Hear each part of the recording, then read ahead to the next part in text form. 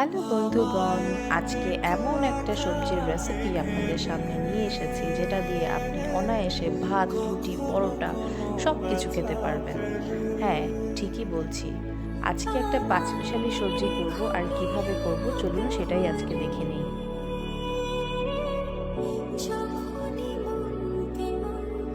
সবজির মাঝে আজকে আছে প্রথমেই পেঁয়াজ, কাঁচামরিচ কুচি আর টমেটোগুলোকে কিউব করে কেটে নিয়েছি।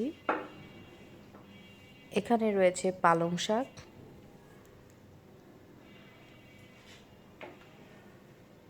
আর এখানে কেটে নেওয়া হয়েছে শিম, মিষ্টি কুমড়া আর নতুন আলু।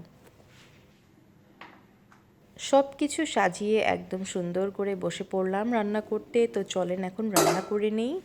প্যান বসিয়ে দিলাম, এখন দিয়ে দিব পরিমাণ মতো তেল। তেলের মাঝে এখন ফোড়ন দিব শুকনো মরিচ আর আস্ত জিরে। কি সুন্দর কালারটা! ইস, জিরা দিতেই একদম ফুটে উঠল। সঙ্গে সঙ্গেই দিয়ে দিলাম কুচি করে নেওয়া কাঁচামরিচ, পেঁয়াজ কিউব আর সঙ্গে টমেটো কিউব। সব কিছুকে এখন ফোড়নের সাথে একটু ভেজে নিচ্ছি। এখন দিয়ে দিচ্ছি সামান্য আদা রসুনের পেস্ট। এবার গুঁড়ো মশলা, হাফ চামচ হলুদ গুঁড়ো, হাফ চামচ মরিচের গুঁড়ো আর 1 চামচ থেকে একটু কম ধনিয়ার গুঁড়ো। লবণ দিয়ে দিলাম স্বাদ মতো। সব কিছুকে আবার একটু কষিয়ে নিচ্ছি পানি দিয়ে।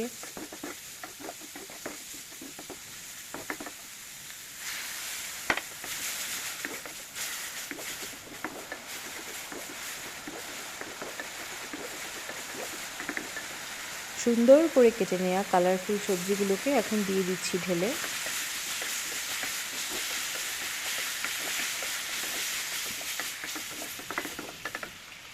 নাড়াচাড়া মাখাঝাঁকা করতে করতেই দিয়ে দিলাম ঢাকনা। পানি উঠে এখন সবজিটা একটু সেদ্ধ হবে নিজে নিজেই।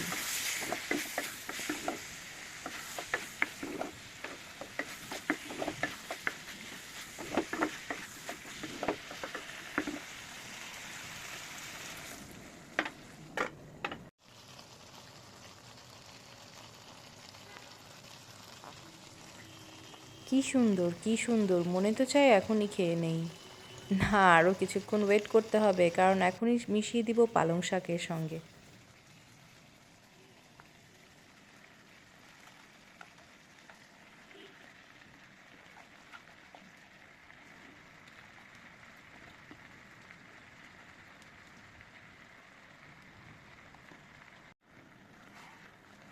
এতগুলো শাক এখন মজে গিয়ে নিজে নিজেই পানি ছাড়বে আর সবজিটাকেও সেদ্ধ করে নেবে। দিয়ে দিব এখন ঢাকনা দিয়ে ঢাকা।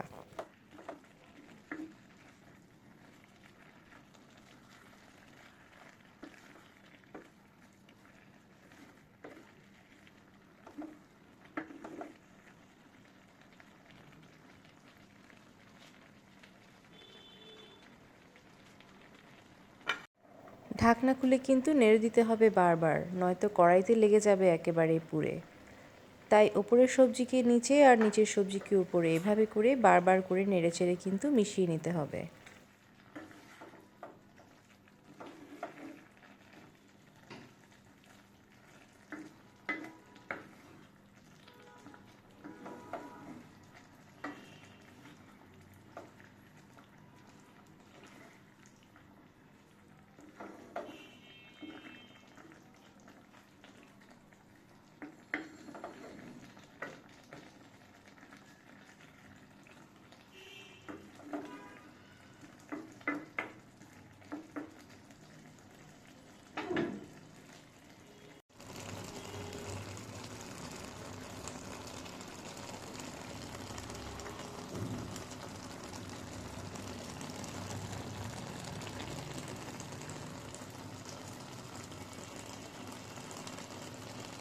আর এভাবেই চলে এলাম রান্নার একদম শেষে। দিয়ে দিচ্ছি এখন একটু স্বাদ ব্যালেন্স করতে চিনি আর আমার নিজের বানিয়ে নেওয়া একটু শাহি গরম মশলার গুঁড়ো। অনেকে অবাক হতে পারেন এখানে কেন গরম মশলার গুঁড়ো দেওয়া হচ্ছে। হ্যাঁ, কেউ চাইলে এটা অ্যাভয়েড করে টালা জিরার গুঁড়ো কিন্তু দিয়ে দিতে পারেন।